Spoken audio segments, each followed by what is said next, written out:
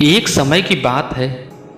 भगवान गौतम बुद्ध अपने शिष्यों के साथ बैठे हुए थे और उन्हें उपदेश दे रहे थे। तब उन्होंने अपने शिष्यों से कहा, क्रोध इंसान का सबसे बड़ा दुश्मन है। क्रोध करने वाला व्यक्ति खुद को हानि पहुंचाता ही है, लेकिन दूसरों को भी हानि पहुंचाता है। वह प्रतिशोध की आग में जलता रहता है और अपने जीवन को बर्बाद करता है। उनके उपदेश खत्म हो जाने के बाद उनके शिष्यों में से एक शिष्य खड़ा होता है और उनसे बोलता है, तू एक ढोंगी है। तेरी बातें मनुष्यों के रहन सहन से विपरीत हैं। तू जो भी कहता है उसे अपने जीवन में अनुसरण नहीं करता और दूसरों को यह सब करने के लिए कहता है। जब उसका वह शिष्य गौतम बुद्ध को उल्टी सीधी बातें कह रहा था, तब गौतम बुद्ध ने कोई प्रतिक्रिया नहीं दी और वे शांत बैठे थे। लेकिन ऐसे में वह व्यक्ति और भी ज्यादा गुस्सा हो गया और गुस्से में आकर उसने गौतम बुद्ध के मुंह पर थूक दिया।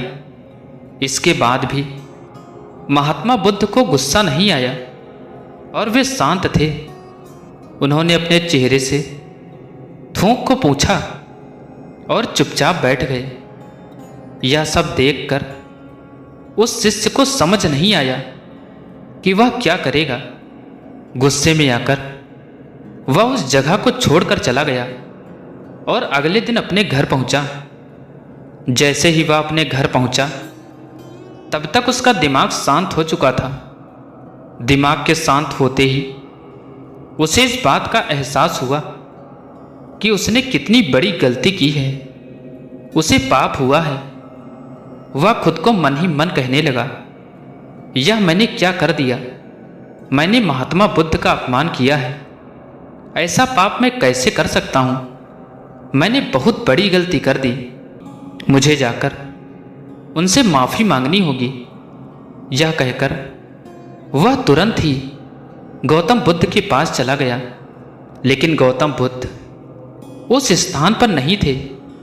ऐसे में वह शिष्य जगह जगह भटक कर उन्हें खोजने लगा। जैसे ही उसे महात्मा बुद्ध मिले, तो वह उनके पैरों पर गिर गया और उनसे कहने लगा, मुझे माफ़ कर दीजिए। मुझसे गलती हुई है। मैंने आपका अपमान किया है। मैंने यह बहुत बड़ा पाप किया है। यह सब देखकर गौतम बुद्ध ने उससे कहा, शांत हो जाओ। क्या बात है, मुझे बताओ, और तुम कौन हो। गौतम बुद्ध के यह पूछने पर वह शिष्य चौंक गया। वह सोचने लगा कि महात्मा बुद्ध मुझे कैसे भूल सकते हैं। मैंने तो उनका अपमान किया था। यह सोचकर उसने महात्मा बुद्ध से पूछा, मैं वही शिष्य हूं जिसने कल आपका अपमान किया था और आप इतनी जल्दी मुझे भूल गए। हमें कल की बातों को कल में ही छोड़ देना चाहिए। वह अच्छा हो या बुरा, उसके बारे में बार बार विचार नहीं करना चाहिए। मैं बीती हुई बातों को पीछे छोड़कर आगे चलता हूँ और ऐसा ही हम सबको भी करना चाहिए। महात्मा बुद्ध ने उस शिष्य से कहा। महात्मा बुद्ध की यह बातें सुनकर वह शिष्य और भी ज़्यादा प्रभावित हुआ और उनसे बोला, मैं आज से आपकी हर बातों को माना करूँगा। तो दोस्तों, इस कहानी से हमें क्या शिक्षा मिलती है? इस कहानी से हमें यह सीख मिलती है कि क्रोध करना इंसान के लिए सबसे खतरनाक है। यह मनुष्य का सबसे बड़ा दुश्मन है जो उसे बर्बाद कर सकता है। इसलिए मनुष्य को कभी भी क्रोध नहीं करना चाहिए। इस कहानी से हमें यह भी सीख मिलती है कि बीती हुई बातों को हमें भूलकर आगे बढ़ना चाहिए। अगर कोई मनुष्य अपनी बीती हुई बातों पर ज़्यादा ध्यान देता है, तो उसका ध्यान पूरी तरह से भूतकाल में लगा होता है और वह इंसान कभी भी आगे बढ़ने की ओर विचार नहीं कर पाता।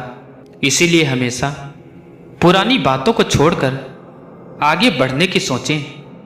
एक समय की बात है, गौतम बुद्ध अपने शिष्यों के साथ एक सफ़र पर थे। सफ़र में चलते चलते बुद्ध को प्यास लगी तो उन्होंने अपने एक शिष्य से कहा कि जाओ, जाकर मेरे लिए पीने का पानी लेकर आओ। अब ऐसे में उस शिष्य ने आसपास देखा तो कहीं कोई पानी का स्रोत नहीं मिला, लेकिन उसने और कोशिश की तो रास्ते में उसे एक पानी का स्रोत मिला। वहां उसने देखा कि कुछ लोग उस पानी के स्रोत में कपड़े धो रहे हैं, और तभी वहां से एक बैलगाड़ी उस पानी के स्रोत के ऊपर से गुजर गई। ऐसे में वहां का पानी पूरा गंदा हो गया और उसमें मिट्टी भर गई। फिर उसने सोचा कि इस गंदे पानी को, मिट्टी से भरे हुए पानी को मैं बुद्ध के लिए कैसे लेकर जा सकता हूँ। तो वह खाली हाथ ही वापस चला गया और गौतम बुद्ध से जाकर यह बात बताई। बुद्ध ने कहा, ठीक है, हम सब यहाँ इस बड़े से पेड़ की छाया में बैठकर आराम करते हैं। कुछ समय बीता, फिर गौतम बुद्ध ने उसी शिष्य को फिर से पानी लाने को कहा। अब वह शिष्य वापस से उसी पानी के स्रोत के पास गया। वहां जाकर उसने देखा कि वह पानी बिल्कुल साफ था और पीने योग्य था। अब वह शिष्य बुद्ध के लिए वह पानी लेकर गया। उसने वह पानी गौतम बुद्ध को पिलाया। बुद्ध ने सबको यह बात बताई कि जिस तरह से पानी में कीचड़ मिट्टी फैला देता है, लेकिन उसे थोड़े समय के लिए छोड़ देने के बाद उसका सारा मिट्टी नीचे बैठ गया और वह पानी वापस से साफ हो गया, उसी तरह से हमारा मस्तिष्क भी है।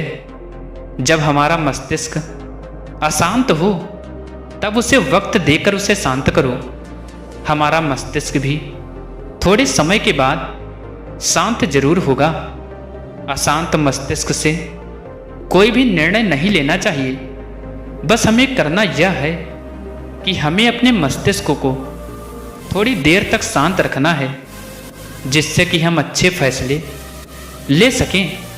तो दोस्तों, हमें इस कहानी से ये शिक्षा मिलती है कि अशांत मस्तिष्क से लिए हुए फैसले हमेशा गलत होते हैं। हमें हमेशा शांत मस्तिष्क के साथ ही कोई निर्णय लेना चाहिए, जिससे कि गलतियां होने की गुंजाइश बिल्कुल कम ही रहें। तो दोस्तों, आपको अगर ये कहानी पसंद आई हो तो इस कहानी को लाइक करें, और ऐसी ही कहानियाँ रोज़ाना सुनने के लिए हमारे चैनल को ज़रूर सब्सक्राइब करें। Thanks for watching this video.